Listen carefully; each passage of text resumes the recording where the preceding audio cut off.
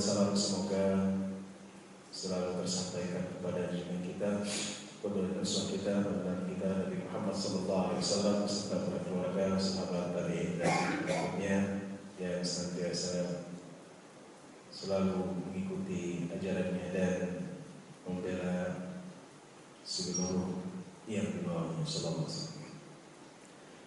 Pada subuh kali ini insyaallah kita akan membahas tentang nama-nama Nabi Muhammad sallallahu alaihi wasallam yang selama ini mungkin kita telah dengar sebagiannya, dan ada nama-nama lain yang mungkin kita belum pernah dengar, dan ini dicantumkan oleh Ibnu Qayyim rahimahullah taala dalam kitab Zadul Ma'ad fi Hadi Khairil Ibad.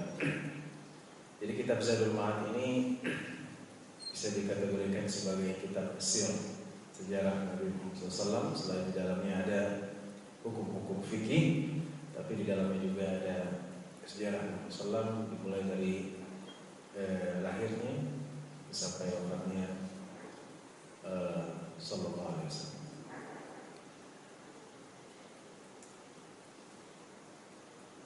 Dan Imam Ibnu Qayyim rahimahullah taala mengatakan dalam kitabnya Zadul Ma'ad bahwa nama-nama Nabi Muhammad sallallahu alaihi wasallam adalah nu'ut, adalah sifat-sifat, bukan a'lam, bukan sebagai nama limujarrad ta'rif, ya, untuk sekedar dikenal. Yang pertama adalah nama Nabi Muhammad SAW yang paling masyhur adalah Muhammad sallallahu alaihi wasallam, dan itu yang paling masyhur. Bahkan dalam At-Taurat nama Nabi Muhammad SAW ini, yaitu Muhammad SAW, ditulis dengan Muhammad SAW.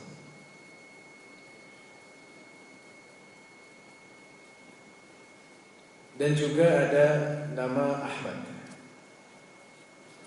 dan itu yang dikatakan oleh Masih Isa bin Maryam alaihi salam ketika berfirman Allah Subhanahu wa taala dalam surah Shaf, wa qala Isa bin Maryam ya bani Israil inni rasulullah ilaikum musaddiqan lima bayna yadayya min at-Taurat wa mubashshiran bi rasulin ya'ti min ba'di ismihi Ahmad falamma ja'ahum bil bayyinati qalu hadha sihrun mubin.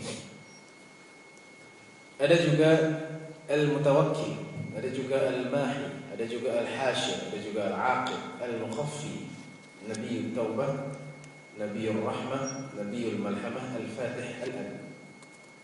Dan masuk dalam nama-nama Nabi sallallahu ada juga Al-Syahid, Al-Mubashshir, Al-Bashir, Al-Nadhir, Al-Qasim, Al-Dahuk, Al-Qattal, Abdullah, Al-Siraj Al-Munir, Sayyid Wali Adam, Sahib Wali Hamd, dan seterusnya. Jadi ada nama-nama Nabi Muhammad SAW yang tidak dimiliki Nabi lain, yaitu Muhammad, Ahmad, Al-Aqib, Al-Hashir, Al-Muqaffi, Nabiul Malham. Adapun nama Nabi Muhammad SAW yang dimiliki oleh Nabi lain, yaitu seperti Rasulullah, Nabiullah, Abduhu, Al-Syahid, Al-Mubashshir, Al-Nadhir, Nabiul Rahmah, Nabiul Taubah. Adapun kata Ibnu Qayyim rahimahullah taala, kalau setiap sifat itu dijadikan nama Nabi Muhammad SAW, maka namanya melebihi 200. Seperti As-Sadiq, Al-Masduq, Rauf, Ra'ih, Rahim, dan seterusnya. Baik, sekarang kita bahas tentang Muhammad. Nama Muhammad itu adalah isim maf'ul daripada Hamidah. Dan di sini dipakai sigat mubalaghah, yaitu Muhammad mudha'af, ya. Padahal kalau Hamidah bisa Mahmud yang dipuji, tapi di sini Muhammad. Muhammad. Jadi kata-kata dalam bahasa Arab kalau tasdid itu menunjukkan makna yang dilipat gandakan. Dalam bahasa Arab kalau kata itu agak berat, itu berarti dia berat. Ya, Muhammad, ya, itu artinya sangat dipuji. Kata hamida, memuji itu enteng, hamida. Tapi ketika ditasydidkan Muhammad, ya, ada unsur tad'if, dilipat gandakan. Ya, baik. Kalau kita punya anak juga namain anak yang mudah-mudah, jangan yang berat-berat. Dalam arti kita memilih huruf yang enteng. Mahmud misalnya, ha, mim, dal, Ahmad. Tapi kalau misalnya berat, kita kasih nama Saqr. Saqr itu artinya burung elang. Shad, qaf. Itu ada maknanya. Dalam bahasa Arab setiap makharijul huruf dia memberikan makna.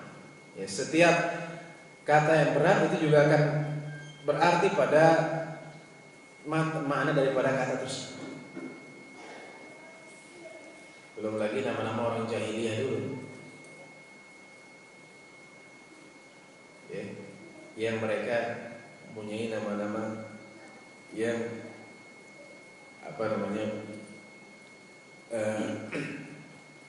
huruf-hurufnya atau makharijul huruf dalam arti huruf-hurufnya berat.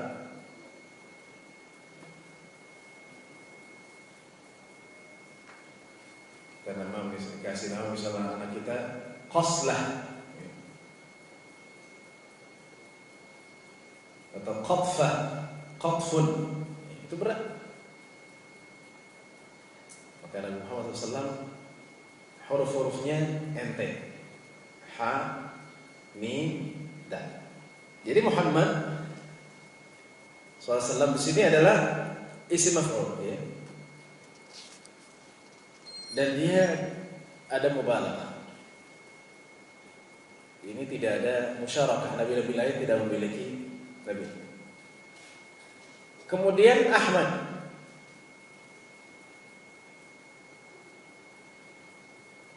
Wazannya adalah af'al. Kalau Muhammad jelas isim maf'ul. Sekarang Ahmad, ada dua pendapat di sini. Apakah Ahmad ini sebagai isim fa'il yang artinya hamid, atau sebagai isim maf'ul yang artinya mahmud? Sehingga perdebatan ulama panjang di sini. Intinya adalah yang kuat bahwa Ahmad ini bermakna isim maf'ul, yaitu mahmud. Karena kalau bermakna isim fa'il yang artinya banyak memuji, yaitu memuji Allah Subhanahu wa taala, pasti bukan Ahmad. Ya, namanya itu Hammad. Lebih cocok Hammad daripada Ahmad. Sehingga yang kuat adalah bahwa Ahmad adalah isim maf'ul. Ini juga nama yang tidak dimiliki oleh nabi-nabi lain. Walaupun belakangan ada yang mengaku nabi, entah itu Mirza Ghulam Ahmad, ya, padahal Mirza Ghulam Ahmad itu bukan Ahmad namanya Mirza. Ya, Ghulam Ahmad artinya budak atau pembantunya si Ahmad. Ya, dalam kitab At-Tadhkirah di situ bukan walaqad arsalna siapa, tapi di situ laqad arsalna Ahmada. Falamma ja'ahum bil bayyinati qalu kadzdzabun asyir. Jadi punya Quran sendiri.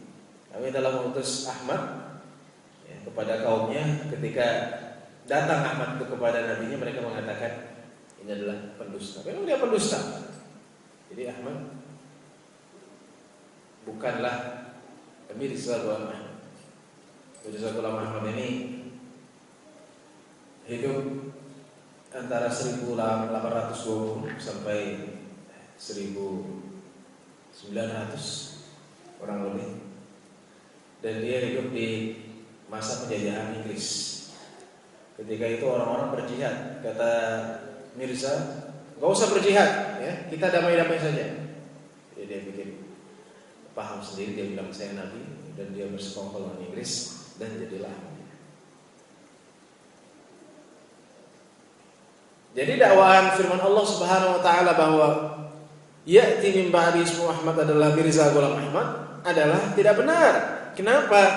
Karena yang dikatakan oleh Isa ibnu Maryam adalah orang yang terdekat dengannya, yaitu Muhammad SAW, bukan Mirza Ghulam Ahmad. Satu.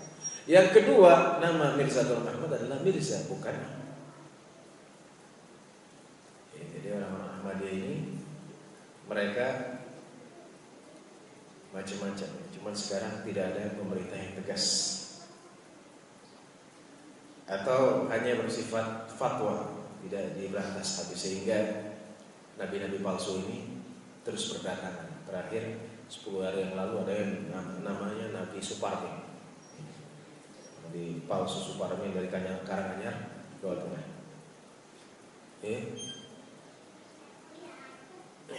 Dia pengikut Nabi sebelumnya, Nabi palsu sebelumnya. Saya tidak tahu Nabi Suparmi ini laki-laki atau perempuan, tapi namanya laki-laki, kepalanya botak. Nabi-nabi palsu dari dulu sampai sekarang ada, dan Nabi SAW jelaskan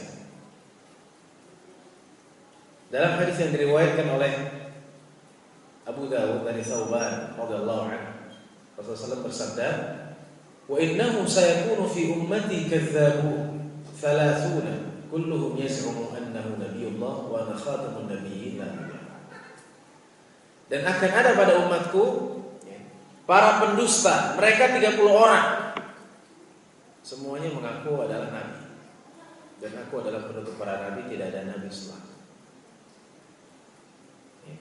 Hadis lain riwayat Ahmad dari Hudzaifah bin Yaman radhiyallahu anhu, "Wa fi ummati kadzdzabun dajjalun 27 minhum 4 niswatin kulluhum yaz'amu annahu nabiyullah wa ana khatamun nabiyyin la nabiyya ba'dahu." Ada dalam umatku para pendusta, mereka adalah Dajjal. Dajjal, apakah Dajjal itu seseorang atau sifat? Dalam hadis ini adalah sifat. Jadi Dajjal ada yang berupa sifat, dan Dajjal sifat artinya pendusta. Kata Dajjal dalam bahasa Arab artinya taghtiyah wa sitru, menutupi kebenaran.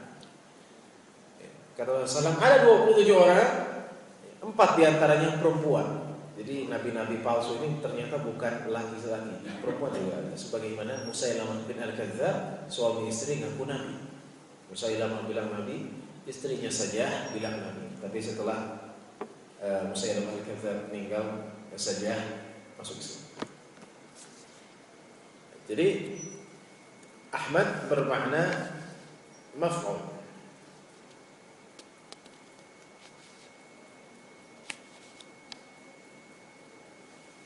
Kemudian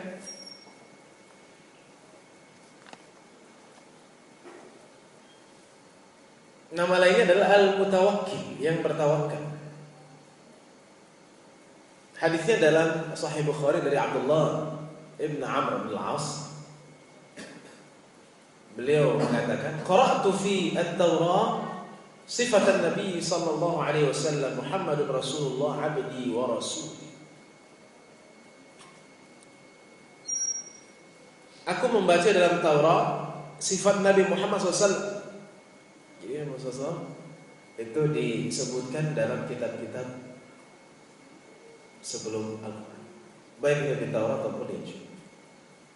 Cuman orang-orang yang mereka memiliki Taurat dan Injil, mereka menutup-nutupi itu benar-benar. Jadi Taurat itu adalah perjanjian lama dan Injil itu adalah perjanjian baru. Dua-duanya disatukan dalam kitab namanya Injil.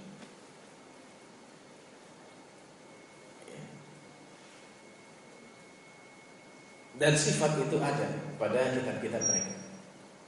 Dulu saya sampaikan Injil yang ditemukan di Turki, yang ditulis dengan tinta emas, itu disimpan oleh Menteri Kebudayaan Turki dan dihargai setiap lembarnya dengan 1 miliar dolar. Tapi pihak Vatikan tidak mengakui. Sekarang pendeta Vatikan juga mundur, lengser. Katanya alasan kesehatan. Dalam sejarah kepausan tidak ada paus yang mundur. Semuanya digantikan karena mati. Tapi baru kali ini paus mundur. Ya. Entah itu betul atau tidak, tapi 2 hari yang lalu ada kabar bahwa ditemukan pendeta-pendeta Vatikan itu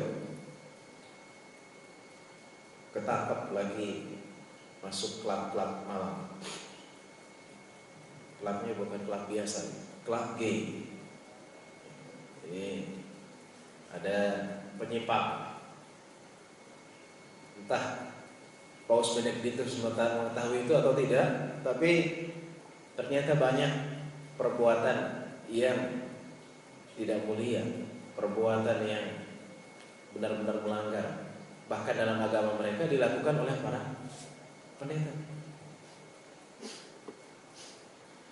Jadi di sini dikatakan bahwa Muhammadun Rasulullah abdi wa rasuli, ya. Muhammad adalah utusan Allah, hambaku dan utusan. Samaituhu al-mutawakkil. Aku menamakannya al-mutawakkil, yang bertawakal. Laisa bifadhin wala ghalidhin wala sakhabin fil aswaq wala yajzi bis-sayyi'ati as-sayyi'ata bal ya'fu wa yasfah wa lan akhbidahu hatta uqima bihi al-millata al-'awja bi an yaqulu la ilaha illallah. Itulah matau ini dinukil oleh Abdullah bin Amr al-As. Muhammad utusan Allah, hambaku dan rasulku, aku menamakannya al-mutawakkil, yang bertawakal. Tidaklah keras dan tidaklah kasar, dan juga tidak berteriak-teriak di pasar. Tidaklah mengganti, tidaklah membalas keburukan dengan keburukan. Akan tetapi Nabi SAW memaafkan, wa yasfah, memaafkan. Dan aku tidak akan, kata Allah Subhanahu wa taala sebagaimana dikatakan dalam Taurat, tidak akan aqbidahu, tidak akan mewafatkannya sampai aku meluruskan dengan Muhammad SAW agama yang bengkok, yaitu mereka mengatakan la ilaha illallah. Inilah yang disebut dengan kontradiksi dalam Injil ataupun Taurat. Ada ayat-ayat mengatakan bahwa Yesus itu adalah hamba Allah dan Rasul, tapi ayat lain adalah Tuhan. Sama seperti kemarin Natal. Orang menganggap hari Natal itu tanggal 25. Padahal itu adalah sangat salah. Kenapa? Karena dalam Injil Yohanes disebutkan mereka malam-malam menjaga gembala mereka, dan ketika itulah lahir Yesus.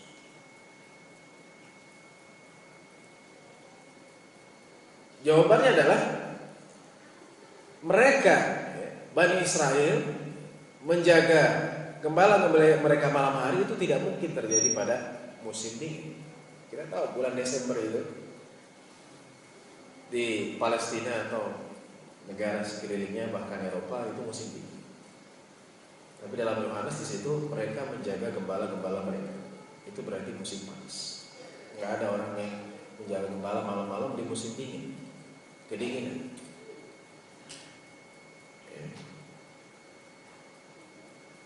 Ternyata tanggal 25 Desember bukan hari lahirnya Isa atau Yesus yang mereka katakan. Dan dulu di Mesir orang-orang Kristen mereka merayakan Al-Idul Majid, dalam artian hari Natal itu bukan tanggal 20 Desember, beda lagi, masih dalam musim dingin, tapi dirayakannya pada tanggal 3 Januari. Karena Kristen, antara Kristen Vatikan dan Kristen Mesir itu berbeda. Mungkin sebagian bertanya, mengapa bergejolak di Mesir? Saya bisa katakan salah satunya karena orang Kristen di Mesir itu banyak. Ya, ada 10%. Jadi dari 70 rakyat Mesir, 10 jutanya adalah orang Kristen. Maka bukan saja kaum sekuler, tapi juga orang Kristen itu banyak yang ingin menggulingkan pemerintahan sekarang. Di Nasr City itu ada masjid besar, namanya Masjid Ar-Rahmah, sekitar 15 menit dari tempat tinggal saya. Itu cuman berselang dengan jalanan, bukan jalan raya, ada gereja besar dan mereka ibadahnya bukan hari Minggu tapi hari Jumat. Jadi habis orang-orang sholat Jumatan, orang-orang pada datang ke gereja. Itu kira-kira tentang Kristen yang ada di Mesir. Belum lagi di Ramses, belum lagi di Tahrir, itu banyak sekali orang-orang Kristen. Suatu hari Paus datang, jadi belum Paus Benedictus, ke Mesir. Itu disambut oleh Presiden Mubarak, yang juga disambut oleh Syekhul Azhar ketika itu. Tapi Baba Pope, pemimpin gereja Mesir, tidak mau menyambut Paus dari Vatikan. Jadi antara orang Kristen pun itu ada perbedaan. Dan Kristen yang ada di Mesir itu tidak mengikuti Kristen yang dimanapun, baik itu Katolik di Vatikan ataupun Protestan. Tapi Kristen Mesir itu adalah Kristen sendiri yang mereka dari dulu memang Kristen, mempunyai ajaran sendiri yang berbeda dengan Kristen. Karena pendeta di Mesir itu dia kayak orang Islam kita pakai peci, pecinya agak bulat, terus jenggotnya panjang. Mungkin kalau orang pertama kali lihat ini syekh atau pendeta, tapi jelas di situ dia pakai bajunya hitam, bukan putih. Kemudian ada salibnya. Dan mereka gencar. Bukan hanya di baik di Mesir ataupun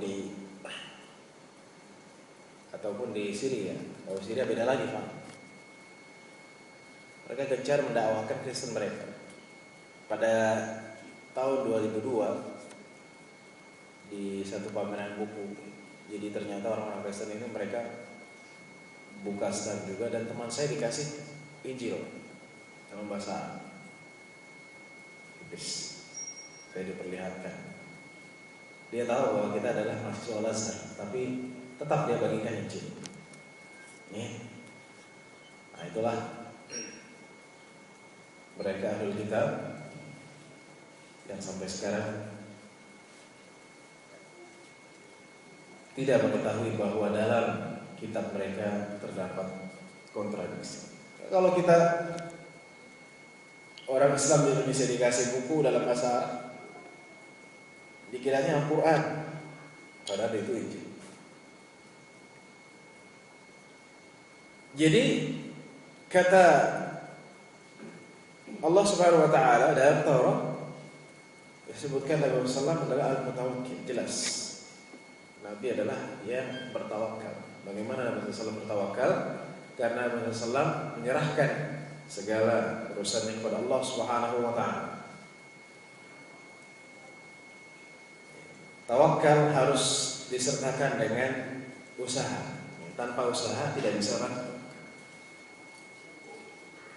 Seorang Arab Badui ketika dia bawa untanya, dia bilang, "Ya Rasulullah, saya tawakal. Saya taruh itu unta saya."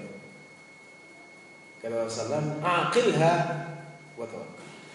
Ikat dulu barulah bertawakal. Kemudian nama Nabi SAW yang lainnya adalah Al-Mahi, Al-Hashi, Al-Muqaffi, Al-Aqib, yang dijelaskan dalam hadis Jubair bin Mut'im. Al-Mahi artinya alladzi maha bihil kufra, yang menghapus. Karena Allah Subhanahu wa taala menghapuskan dengan Nabi SAW kekufuran, dan tidak pernah dihapuskan kekufuran dengan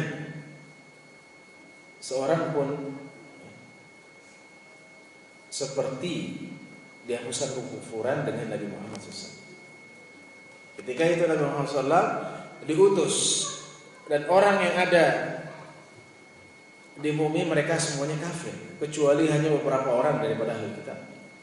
Dan juga mereka ada yang menyembah berhala, Yahudi dan orang Yahudi dan Nasrani. Maka Allah Subhanahu wa taala menghapus dengan Nabi Muhammad SAW kekufuran. Kemudian al-hasyr artinya al-hasyr, ya, yang dikumpulkan, karena manusia akan dikumpulkan ala qadam, fakannahu yub'atsu li hasyr. Semua orang dikumpulkan di bawah kaki. Orang akan mencari syafaat Nabi sallallahu, maka disebut al-hasyr. Seakan-akan Nabi sallallahu diutus untuk mengumpulkan manusia yang memiliki syafaat nanti pada hari pengumpulan hanya Nabi Muhammad. Kemudian al-aqib artinya yang datang setelah para nabi, sebagai penutup para nabi. Aqbal al-anbiya. Al-aqib juga al-muqaffi artinya mengikuti jejak-jejak para nabi. Jadi Nabiullah Muhammad SAW mengikuti jejak-jejak para nabi sebelumnya, dan Nabi Muhammad SAW sebagai akhir. Mungkin ada pertanyaan atau mungkin ada syubhat di sini. Wah, berarti sering kita baca musaddiqan lima baina yadayhi minat Taurat. Ya, membenarkan. Berarti Nabi mengikuti dong ajaran sebelumnya, ya. Kamu orang Islam, sebenarnya Muhammad itu, kata mereka sallallahu, itu bukan murni ajarannya. Kenapa? Karena dia ngikut Yesus juga, ngikut Musa juga. Atau ada yang mengatakan kitab kamu Al-Quran itu 50%-nya dari Injil, baca saja. Jawabannya adalah bahwa musaddiqan lima baina yadayhi minat Taurat, membenarkan. Itu membenarkan apa? Membenarkan semuanya. Al-Quran itu sama seperti Injil. Al-Quran itu jiplak dari Injil, bukan. Musaddiqan lima baina yadayhi minat Taurat itu artinya membenarkan risalah daripada kenabian, itu adalah Taurat. Ya, jadi kata-kata musaddiqan lima baina yadayhi minat Taurat, membenarkan ajaran Taurat, ya, atau musaddiqan lima baina yadayya wa mubasysyiran bi rasulin ya'ti, membenarkan ajaran sebelumnya, itu bukan berarti semua ajaran yang sebelum Islam dianggap benar oleh Islam. Musaddiqan lima baina yadayya bina lima baina yadayhi, itu artinya membenarkan inti daripada ajaran yang diutus oleh Allah Subhanahu wa taala nabi-nabinya, yaitu tauhid. Jadi, tidak ada syubhat lagi. Oh, ajaran kamu ikut. Ya, ajaran kami semuanya sama, tauhid. Cuman kalian menyimpang daripada tauhid. Itu jawabannya. Ya. Kemudian Nabi Muhammad SAW juga disebut dengan Nabi Taubah, Nabi Taubah. Ya, karena Allah Subhanahu wa taala membukakan dengan Nabi Muhammad SAW pintu taubat atas penduduk bumi yang tidak pernah diberikan sebelumnya. Kita tahu Bani Israel kalau mau bertobat itu mereka tidak bisa seperti manusia. Ketika Bani Israel menyimpang dari jalan Allah, wa idh qala Musa liqaumihi ya qaumi innakum zalamtum anfusakum bi ittikhadhikum al-'ijla fatubu ila barikum faqtulu anfusakum. Ketika mereka mengambil al-'ijl, yaitu anak sapi disembah, mereka tidak bisa bertobat begitu saja. Kata Allah Subhanahu wa taala, taubatlah kepada Allah dan bunuhlah diri kalian. Dzalikum khairul lakum 'inda barikum. Jadi taubatnya bukan taubat biasa, bunuh. Juga dalam buku-buku usul fiqh bagaimana dikatakan bahwa kalau dalam ajaran Musa alaihissalam itu kalau ada orang terkena najis, Pak, itu tidak bisa dibersihkan dengan air. Jadi kalau ada baju kena najis itu harus digunting, nanti ditampol. Berarti banyak tambelan. Kalau misalnya baju-baju itu kena satu najis, dua najis, tiga najis, dipotong, tempel lagi, dipotong, tempel lagi, dipotong, tempel lagi. Yaitu ilallah, Nabiul Malhamah, dan juga Nabi Malhamah dalam arti Nabi jihad. Ya. Tidak ada jihad yang dilakukan oleh Nabi sebelumnya melebihi jihad yang dilakukan Nabi Muhammad SAW dengan umum. 50 kali peperangan pada periode Madinah menjelaskan bahwa jihad dalam Islam menduduki posisi yang penting. Sekarang bagaimana Pak Ustaz? Apakah ada jihad? Ada. Cuman bukan sembarang jihad. Saya mau pergi ke Palestina, mau jihad. Akhirnya dia nyelam sendiri ikut kapal laut sendirian ke sana. Nah, itu namanya tidak benar. Harus ada persiapan. Dan jihad dalam Islam, orang yang meninggalkannya dosa besar. Ya, kita tahu itu bagaimana kisah 3 orang sahabat yang tidak ikut perang Tabuk. Ka'ab bin Malik, Murarah bin Rabi'ah dan Hilal bin Umayyah. Mereka tidak ikut. Ka'ab bin Malik ketika itu mengakhir-akhirkan, ya udah saya siap-siap dulu. Totonya Nabi dan para sahabat sudah pergi. Sedangkan Ka'ab bin Malik ketika itu posisinya baik-baik saja, punya kendaraan dan sehat-sehat. Dia kaget, ternyata para sahabat telah pergi dan dia menyesal tidak mengikuti Rasulullah langsung, terlambat. Ya, sehingga Rasulullah pulang dengan para sahabat dari perang. Ya, Allah Subhanahu Wa Taala memerintahkan untuk tidak berbicara kepada Ka'ab bin Malik dan 2 sahabat lainnya selama 50 hari. Ya, bayangkan. 40 hari tidak berbicara sehingga Ka'ab bin Malik beberapa kali tidak ke masjid, karena kalau ke masjid pun tidak ada yang mau menyapanya. 10 hari kemudian, hari ke-41 sampai ke-50, ya, Ka'ab bin Malik dan 2 orang sahabat lainnya dilarang untuk mendekati istri. Maka ditolak, dicerai, bukan, tidak boleh dekat-dekat. Kenapa itu semua? Karena menunjukkan bahwa jihad dalam Islam itu menduduki posisi yang penting. Dzarwatu sanamihi al-jihad. Jadi puncak daripada Islam adalah jihad. Ya. Tapi jihad pada zaman sekarang kita tidak perlu menggunakan senjata. Di Indonesia ini kita tidak perlu pakai senjata. Kalau di Jakarta, di Depok, kita nggak perlu bawa senjata karena alhamdulillah kita adalah Muslim. Ya, jihad kita adalah jihad melawan kesesatan. Jihad kita adalah melawan godaan syaitan. Jihad kita adalah memerangi godaan syaitan. Jihad kita adalah belajar dengan baik, baik itu ilmu agama ataupun ilmu lainnya.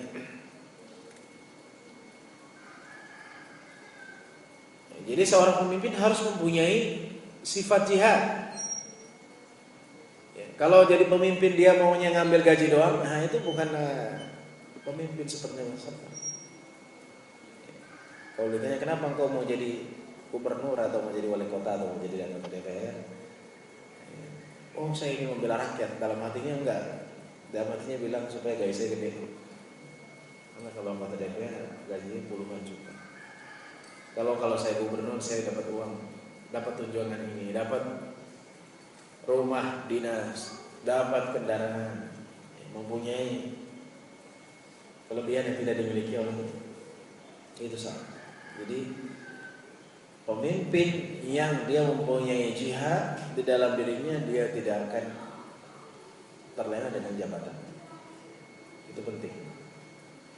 Karena yang selama ini kita lihat bahwa banyak pemimpin yang ketika jadi penguasa, jadi pejabat, mereka semakin jauh dari Allah Subhanahu wa Ta'ala. Jarang kita dengar pemimpin yang dulunya ngontrak sekarang masih ngontrak, tidak. Dulu sebelum menjadi anggota DPR dia masih ngontrak, sekarang sudah jadi anggota DPR, rumahnya 5, istrinya 4, kendaraannya 4, dan seterusnya. Di saat orang-orang kelaparan, di saat orang-orang tidak mampu, dia memperkaya diri. Ini sungguh tidak pantas. Kemudian Nabiur Rahmah. Jadi antara malhamah, jihad dengan kasih sayang itu digabungkan. Nabi Muhammad SAW juga sebagai rahmatan lil alamin. Bukan berarti kalau kita dengar rahmatan lil alamin Nabi itu kasih sayang, tidak ada jihad. Tidak, ada jihad. Kalau harga diri muslim itu diobrak-abrik, itu oh kita kasih sayang. Ada jihad sih. Jadi Rasulullah rahmatan, wa ma arsalnaka illa rahmatan lil alamin. Karena ayat-ayat ini, wa ma arsalnaka illa rahmatan lil alamin, sebagian orang mengambilnya sebagai ayat-ayat toleransi yang berlebihan. Ya kan kasih sayang gitu. Gak apa-apa ngucap selamat Natal kan kasih sayang. Nabi juga kalau hidup sekarang pasti ngucapin Natal, tanpa ngomong begitu. Padahal jelas tidak pernah dilakukan Nabi Islam dan para sahabat. Itu ada yang bilang kepada saya, jadi mengucapkan Natal itu termasuk akhlak yang baik. Subhanallah. Itu akhlak. Rasul juga mengajarkan akhlak. Itu salah. Kemudian Al-Fatih. Jadi Nabi SAW nama juga Al-Fatih, yaitu yang membuka. Karena arti Allah membukakan Nabi SAW pintu petunjuk dan membukakan negeri-negeri. Banyak kemenangan yang didapat oleh Nabi SAW dalam peperangan-peperangan yang dilakukan. Al-Amin jelas. Al-Amin adalah Nabi SAW, orang yang terpercaya. Itu sejak dari kecilnya Nabi adalah Al-Amin. Kalau Nabi bukan Al-Amin, maka Nabi tidak pantas untuk mendapatkan posisi Nabi. Posisi wahyu tersebut tidaklah pantas diberikan kepada orang yang dia tidak terpercaya. Makanya Allah SWT memilih min bainil bashar, dari antara manusia yang mereka adalah Al-Amin, yang terpercaya.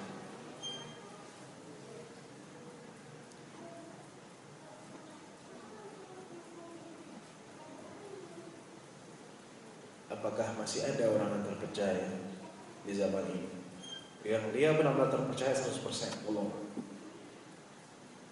Karena pada zaman ini kita juga melihat para pemimpin dan penguasa, kita juga tidak tahu apakah dia Al-Amin atau tidak. Sehingga yang ada adalah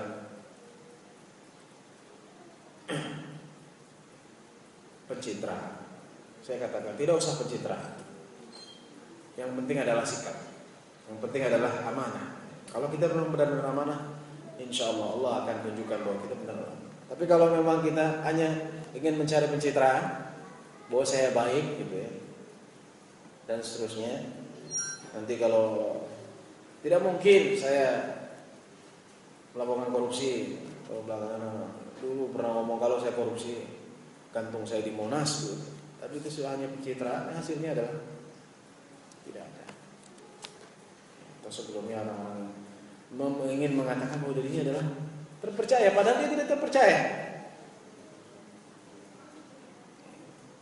Maka ini adalah sifat yang banyak hilang daripada Allah Subhanahu wa taala menjelaskan awwal ma yurfa'u min ummati al-amanah. Hadis. Di awal hal yang perkara yang diangkat dari umat ini adalah al-amanah, sifat amanah. Ad-Dhahhuk al-Qattab. Ad-Dhahhuk itu artinya Nabi sallallahu tersenyum. Al-Qattab. Ya, jadi Nabi sallallahu terkenal dengan senyumnya. Bukan tertawa. Dhahhak. Ada seorang tabi'in namanya Dhahhak. Dia suka tertawa dong dia. Apakah boleh tertawa dalam Islam? Boleh. Ada 3 tingkatan tertawa. Yang pertama adalah al-basm, tersenyum. Yang kedua ad-dhahik, tertawa. Nabi sering tertawa sampai kelihatan giginya. Hatta badat nawazijuhu, gigi geraham. Yang ketiga adalah al-qahqaha, ya, yaitu terbahak-bahak yang sampai sakit perut. Nah itu yang nggak boleh. Jadi ada orang ketawa, dia nonton ekstravaganza ataupun apapun namanya, Pravan Java ataupun film-film acara-acara komedi sampai ketawa-tawa, perutnya sakit sampai lupa. Itu tidak boleh. Tapi Nabi SAW sering ketawa ya, tersenyum juga tertawa dalam hadis-hadis banyak. Ya. Tapi karena Nabi bukanlah kohkohah, bukan tertawa yang berlebihan. Ya itulah yang digunakan Nabi SAW. Jadi kalau kita dakwah jangan kita terus muka kita masam ya, muka kita tidak ada senyumnya, orang juga tidak akan simpati terhadap kita. Tapi kalau kita berdakwah mengikuti Rasulullah, muka kita tersenyum, ya berseri-seri, insya Allah orang pun akan simpati, orang pun akan terketuk hatinya untuk mengikuti dakwah yang kita lakukan. Al-Bashir, ya, jelas Salam memberikan peringatan. An-Nazir. Jadi antara Al-Bashir, An-Nazir itu tidak bisa dipisahkan. Ya, jadi Nabi tidak bashir ya, surga, tapi juga An-Nazir. Itulah Islam. Dalam Islam kita bukan hanya sisi surganya saja, ada neraka. Hidup seorang hamba itu antara al-khawf war raja, antara takut dengan harapan. Jelas. Jadi kalau berharap terus yang diingat surga terus, ya, maka dia tidak akan ada peningkatan dalam keimanannya, karena yang di surga. Wah pasti nggak apa-apa kata Rasul. Barang siapa mengatakan la ilaha illallah masuk surga, maka melakukan maksiat nggak apa-apa, nanti juga diampuni. Harus ada unsur khauf, takut. Juga khauf terus, takut terus. Karena saya banyak dosa, pasti saya masuk neraka. Saya banyak dosa, apakah Allah akan mengampuni saya? Jadi ada al-bashir wa an-nazir sebagai memberi peringatan dan memberi kabar dan peringatan. Dan terakhir ada al-munir. Al-munir artinya yang menerangi, karena Rasulullah menerangi jalan. Alladhi yunir min ghairi ihraq bi khilaf al-wahaj. Antara al-munir dengan al-wahaj berbeda. Kalau al-munir kata Ibnu Qayyim itu menerangi tanpa harus membakar.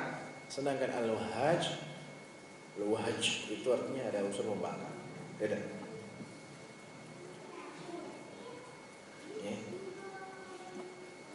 Jadi kalau ada orang membakar obor itu bukan munir. Itu wahaj karena ada pembakar atau pakai kayu. Tapi al-munir itu yang tidak ada unsur membakar. Itulah Rasul menerangi tapi tidak membakar. Seperti bulan, menerangi tapi tidak membakar, tidak membuat orang panas. Dengan demikian kita tentang nama Nabi Muhammad SAW dan arti-artinya dan juga aplikasinya dalam kehidupan kita. Semoga Allah memberikan kita keberkahan dalam hidup ini dan menjadikan kita pengikutnya yang benar-benar mengikuti tuntunan ajarannya. Wassallallahu ala wasallam walhamdulillah. Ada pertanyaan?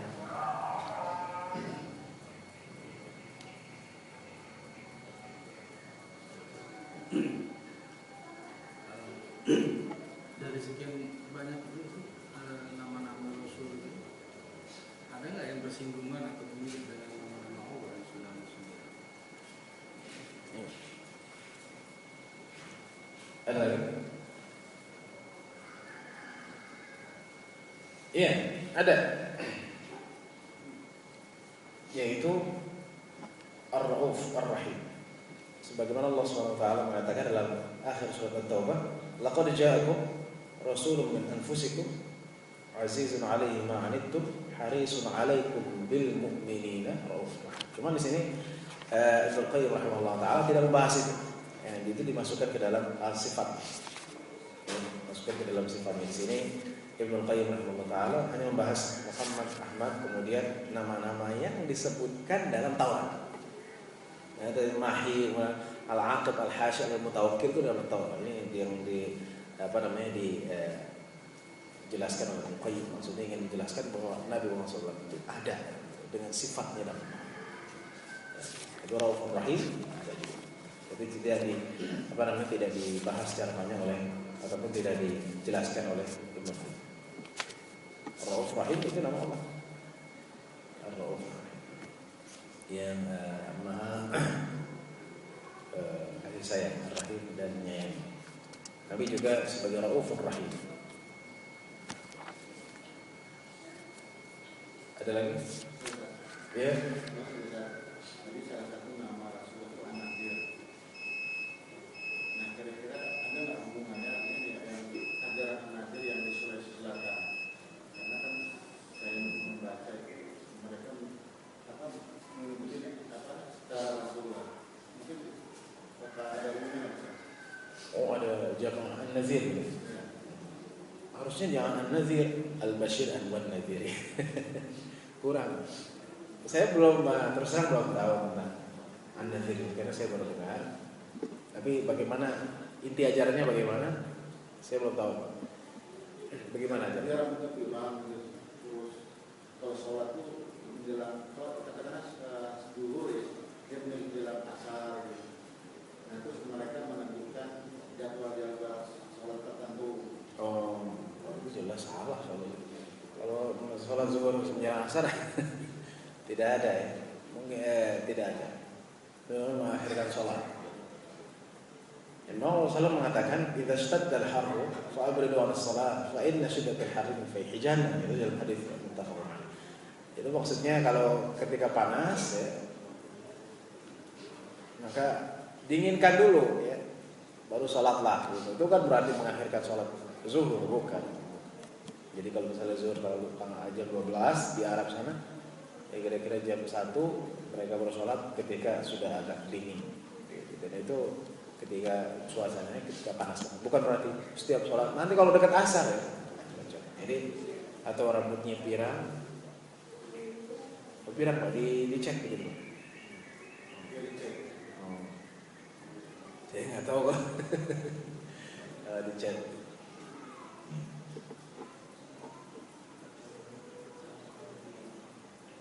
Apakah itu ada hubungannya? Ya. Banyak sekarang jamaah-jamaah yang mengaku dirinya ada hubungannya, tapi sebenarnya ajarannya banyak salahnya ataupun menyesal. Makanya kita tidak. Saya sekali lagi belum tahu persis bagaimana, tapi yang pasti kalau dia mengakhirkan sholat sampai asar setiap zuhurnya itu salah. Enggak. Adapun rambut pirang itu kan pilihan saja. Kalau kamu warnanya adalah salam mencet maka catlah dengan selain yang hitam gitu. Bukan berarti pirangin semua gitu, bukan. Ya, jadi kalau misalnya rambut kita perubahan kita cat boleh, tapi jangan pakai yang hitam. Itu bukan berarti semua anjuran rambut semua dipirangin ya, bukan. Boleh. Ada lagi? Cukup.